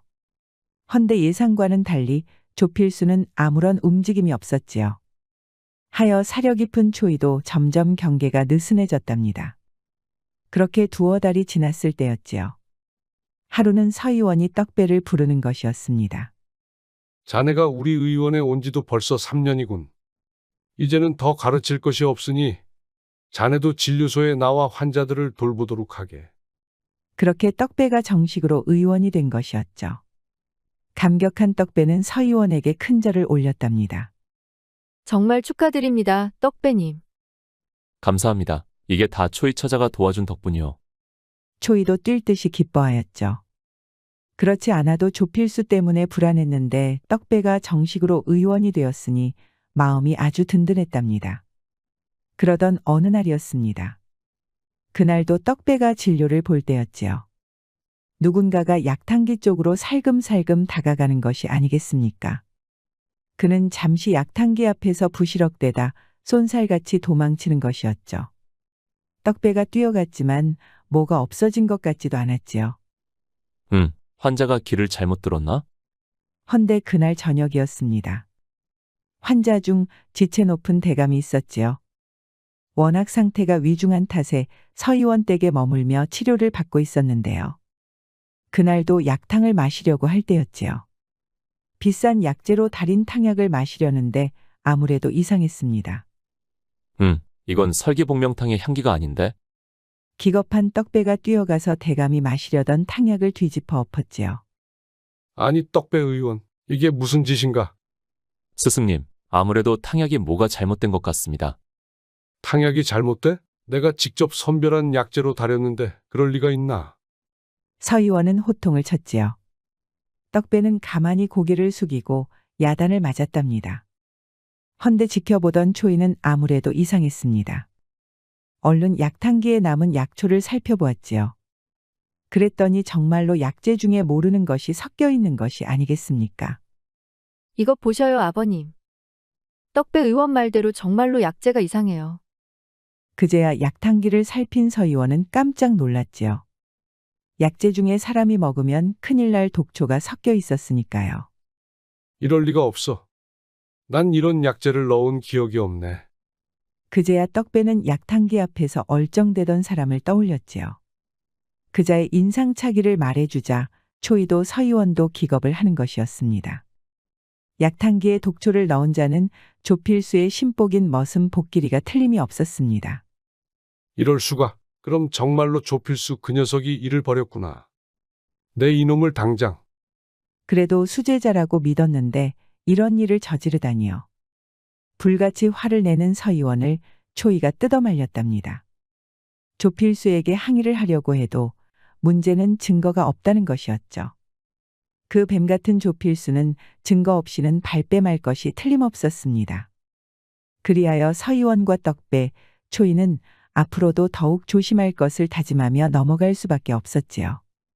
불안한 나날이 흘렀습니다. 조필수가 뭔가 해코지를 하려는 움직임은 보이지 않았지요. 헌데 정작 큰일은 궁궐에서 터지고 말았습니다. 공무를 보러 중국에 다녀온 왕세자가 그만 병을 얻고 말았던 것이지요. 신하들은 물론이고 주상전하까지 난리가 났습니다. 하나뿐인 왕세자가 병으로 오늘 내일하니 제정신일 수가 있겠습니까? 아래옵기 황송하오나 이 질병은 당홍역으로 불치병이옵니다. 그러므로 조선 전체를 통틀어서 당홍역을 치료할 사람은 오직 서명학 의원뿐인 줄로 아래요. 뱀 같은 조필수가 주상전하께 아뢰었지요. 왕세자의 건강은 어이인 조필수의 책임이었지만 교묘하게 서의원에게 떠넘긴 것이었습니다. 하기야 조필수의 실력으로도 당홍역은 감당이 안 되었으니까요. 그리하여 조정에서는 은퇴한 서의원을 궁궐로 불러들였지요. 옳거니 모든 책임을 서의원에게 떠넘겨서 참으로 다행이로다. 어차피 당홍역은 대라신선이 오지 않는 이상 그 누구도 못 고치니 이제 그 늙은이 목숨도 끝난 것이나 다름없구나. 조필수는 속으로 쾌재를 불렀습니다. 책임도 벗어나고 미운 서의원도 끝장을 내게 되었으니까요. 하여 희낙낙하며 돌아갔답니다. 반면 서의원의 집은 눈물바다가 되었습니다. 울지 말거라. 죽으러 가는 것도 아닌데 뭘 그리 슬피 우느냐. 하지만 아버님, 당홍역은 낫는 병이 아니옵니다. 혹여 세자께서 잘못되기라도 하면 주상의 분노를 어찌 감당하시려고요. 세자 저하를 치료하지 못한다면 신하된 이로서 더 살아 무엇하겠느냐. 내 전신전력으로 치료할 터이니 너무 걱정 말거라. 떡배 자네는 내 딸을 잘 부탁하네. 스승님, 염려 마십시오. 초이는 아버지의 팔을 붙잡으며 만류하였지만 어명을 어찌 거역하겠습니까? 서의원은 사랑하는 딸을 뿌리치고는 당당하게 궁궐로 향했지요. 서의원이 떠나자 떡배와 초이는 하루를 열흘처럼 마음을 졸이며 기다렸답니다. 그렇게 사흘째 되는 날 궁궐에서 사람이 왔습니다. 왕세자의 당홍역이 더 심해져서 서의원이 큰 벌을 받게 되었다는 것이었죠. 초이는 기절하고 말았답니다. 다급한 떡배가 궁궐의 사자를 붙잡고 물었지요. 도대체 어찌된 것입니까? 서의원이 탕약과 침, 고약, 뜸 등을 차례로 서보았으나 아무런 차도가 없었어. 오히려 세자저하에 열이 펄펄 끓어올랐으니 그만 주상전하의 분노를 사고 말았다오. 그리하여 서의원은 저 머나먼 북녘 강계 땅으로 귀향을 가게 되었죠. 강계는 오랑캐가 출몰하고 살을 에이는 바람이 부는 극한의 땅이었습니다. 연로한 서의원은 한 해도 넘기지 못할 것이 분명했답니다. 아버지를 걱정하여 슬피 울던 초이는 그대로 알아눕고 말았습니다. 떡배는 가슴이 찢어질 것 같았습니다. 답답한 마음의 떡배는 기둥뿌리에 머리를 박다가 피를 토하듯 외쳤지요. 이래서는 아니 된다. 아버지를 그렇게 잃고 친아버지처럼 날 아껴주던 스승님까지 잃을 소냐. 이렇게 된 이상 내가 궁궐에 들어가야겠다. 자리에 누운 초이가 말렸지만 떡배는 눈물을 흘리면서도 뜻을 굽히지 않았지요. 용서하시오 초인왕자. 내 기필코 스승님을 구해오겠소. 그렇지 않으면 다시는 돌아오지 않을 것이오. 그리하여 떡배는 서의원의 제자라는 것을 밝히고 궁궐에 따라 들어갔답니다. 궁궐은 대낮에도 어두컴컴했지요. 마치 초상집처럼 모두가 훌쩍거리며 울음을 참고 있었답니다. 주상전하는 침통한 표정으로 만약 떡배까지 실패하면 스승과 제자가 함께 형장으로 가고 말 것이라고 선언하였답니다. 허나 떡배는 조금도 겁먹지 않고 왕세자가 누운 방으로 향했지요. 떡배는 가는 길에 조필수와 딱 마주쳤답니다. 응? 여기가 어디라고 들어오느냐? 너도 서의원 그 늙은이에게 따라 죽으려고 그러느냐? 스승을 사지에 던진 자가 아직도 할 말이 남았는가? 볼일 없으면 썩 물러가라. 큰소리 치는 게 그 늙은이와 똑같구나.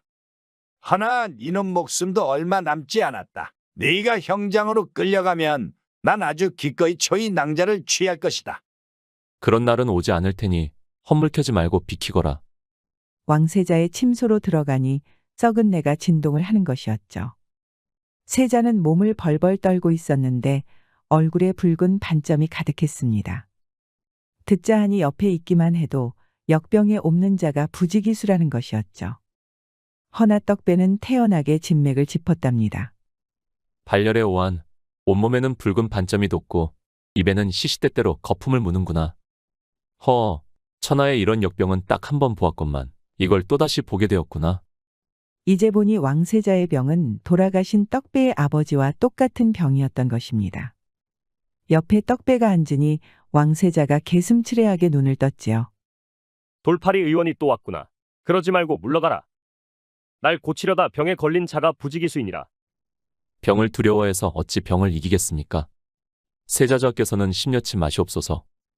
떡배는 지금이야말로 이 병과 다시 승부를 가릴 때라는 생각이 들었습니다. 전에는 아무런 능력도 없었지만 지금 떡배에게는 서의원에게 배운 의술이 있었지요. 그리하여 떡배는 자기가 아는 모든 의술을 쏟아붓기로 마음먹었답니다. 스승님께서는 탕약과 침, 고약과 뜸을 차례로 사용하셨다.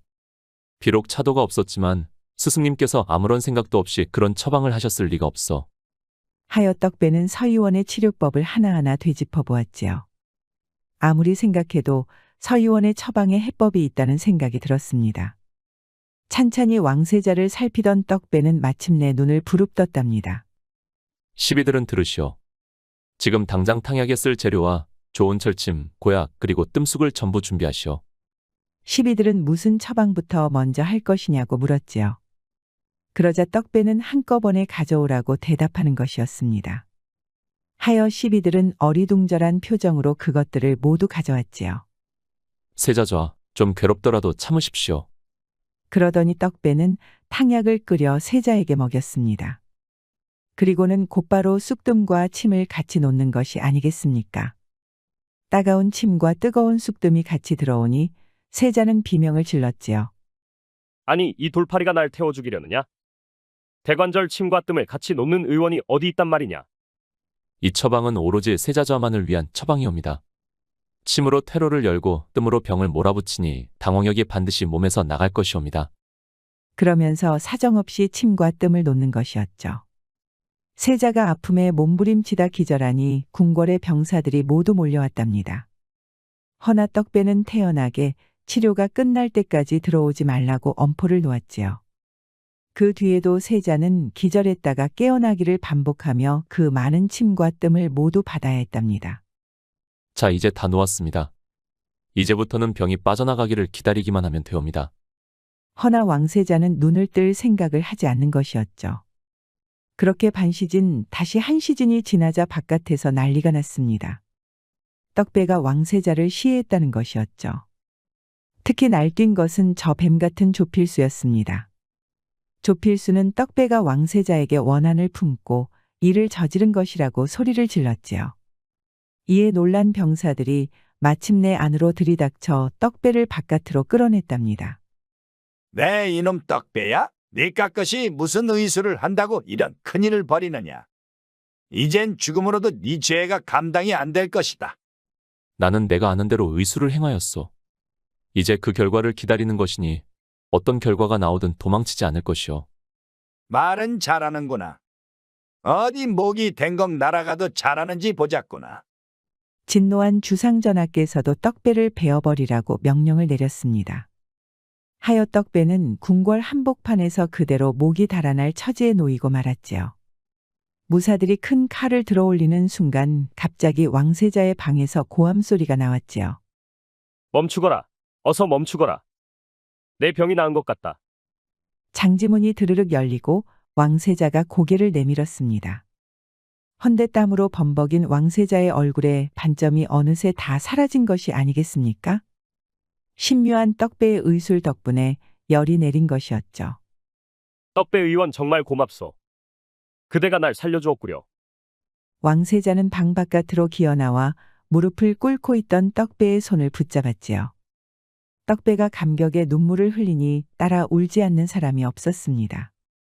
지켜보던 주상전하까지 눈물을 훔쳤지요. 그렇게 떡배는 왕세자를 살린 공으로 큰 상과 함께 새로이 어이가 되었습니다. 옥에 갇혀 귀양갈 날만 기다리던 서의원도 당연히 풀려났지요. 떡배는 큰 상을 받아든 채 스승 서의원을 모시고 집으로 돌아왔답니다. 정말 장하네. 제자 농사를 완전히 망쳤다고 생각했는데 마지막 제자 덕분에 아주 풍령이 들었구먼.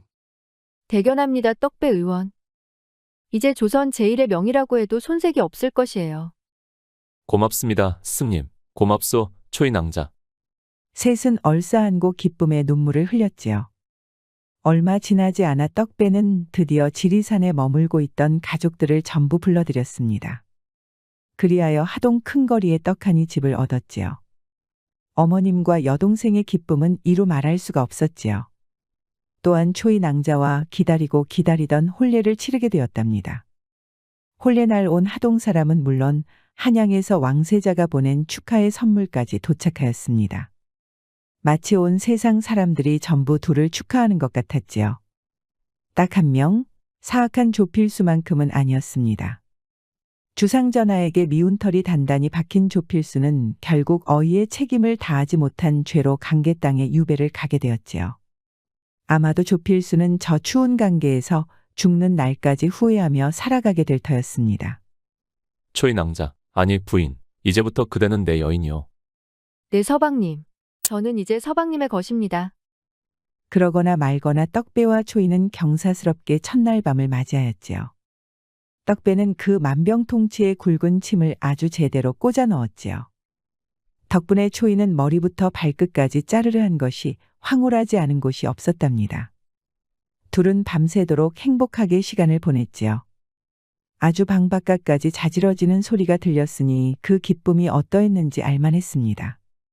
그 뒤로 떡배는 서의원의 의원을 물려받아 수많은 사람들의 목숨을 구하였답니다. 어이가 되어서도 가난한 화전민 시절을 잊지 않은 떡배는 부자가 오면 대가를 받았지만 빈민이 오면 무료로 치료를 해주었죠. 하여 떡배의 덕을 칭송하지 않는 사람이 없었다고 하네요. 떡배와 초이의 아이들도 훗날 명의가 되었으니 둘의 행복이 어땠는지 과연 짐작이 갑니다. 옛말에 명기누골이라는 말이 있습니다. 마음속에 깊게 새겨 결코 잊지 않는다는 말이죠. 떡배는 아버님이 병으로 돌아가신 이후 병을 치료하겠다는 일념으로 살아왔습니다. 그것이야말로 떡배가 천하의 명의가 거듭나는 원동력이 아니었을까 생각해 봅니다. 오늘 이야기들이 어떠셨나요? 세상은 바쁘게 변해가지만 사람들은 그 안에서 저마다 최선의 노력을 다하는 법이지요. 오늘 이야기들에서 성공을 향한 우리 선열들의 꺾이지 않는 열정을 맛보셨기를 바라겠습니다. 우리 영상을 시청하신 모든 분들께 행복이 가득하길 기원하겠습니다. 구독과 좋아요, 알림 설정 부탁드려요. 이후에도 재미난 이야기가 많이 준비되어 있으니 다른 영상도 꼭 보러 와주세요.